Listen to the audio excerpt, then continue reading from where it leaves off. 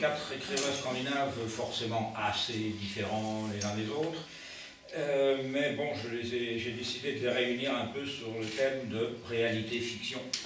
Och så är det ju. Det förflutnas röster finns ständigt runt omkring oss och inne i oss. C'est comme ça, les voix du passé sont là en permanence, à l'intérieur de nous et autour de nous.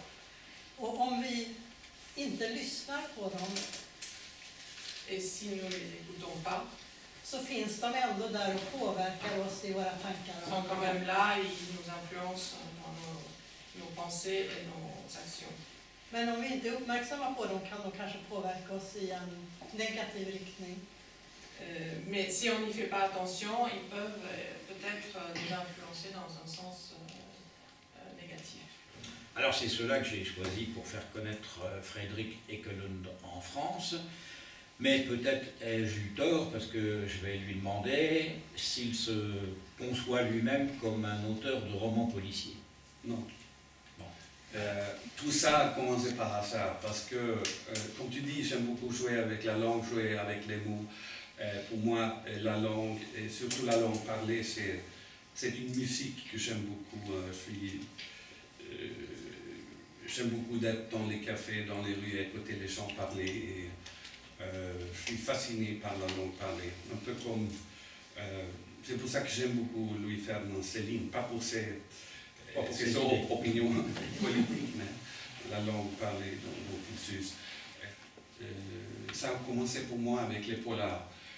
Tout d'un coup, je me suis trouvé dans un autre genre littéraire et pour moi ça m'a fait du bien parce que là j'ai compris qu'il y a d'autres lois. Il faut suivre les lois du genre. Vi är ganska tränade i att uttrycka våra känslor, att berätta om oss själva. Nous sommes assez habitués à exprimer nos sentiments et raconter ce que nous sentons. De här människorna som lever före Freud har ju inte liksom tillgång till de här uttrycksformerna. Ces personnages qui vivaient avant l'époque de Freud n'avaient pas accès à ces formes d'expression. Men den här mystiska upplevelsen av tillvaron som finns, alltså, den är också en del av en slags meningsfullhet. Alltså att den ena sidan är gåtfullheten och den andra sidan är meningsfullheten. Cette expérience mystérieuse est aussi une partie du sens de la vie. En känsla av meningsfullhet i livet. Puis que la vie a un sens, en même temps qu'il y a tout ce questionnement. Voilà, en français. C'est Simenon aussi d'ailleurs, mais j'ai pas lu le polar suédois, j'avais pas lu le polar suédois. Donc qu'est-ce qu'il faut? Là, il faut un meurtre ou 2 ou 3. Il faut une enquête, il faut un commissaire. Alors, je me disais que si jamais je devais écrire ce livre que je ne voulais pas écrire, il fallait rompre avec les conventions. Par exemple, mon commissaire, il est heureux. Il ne boit pas trop, il aime la vie. En plus, il écrit des poèmes, d'accord, de mauvais poèmes à ses heures perdues. Donc, voilà, il aime sa femme, il est heureux dans la vie. Par exemple, donc je savais qu'il fallait rompre avec les conventions pour moi, parce que justement, je ne suis pas un écrivain de polar.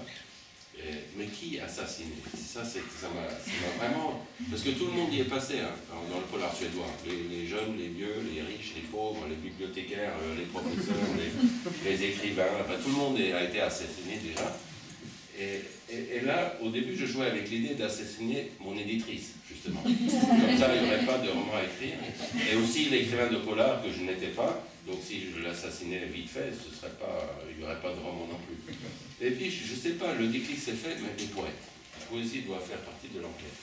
Je demande à Yvon, est-ce que tu peux me prêter des poèmes? Et lui, tout de suite, bien sûr, il ne pensait pas ce que j'avais rien dit, moi.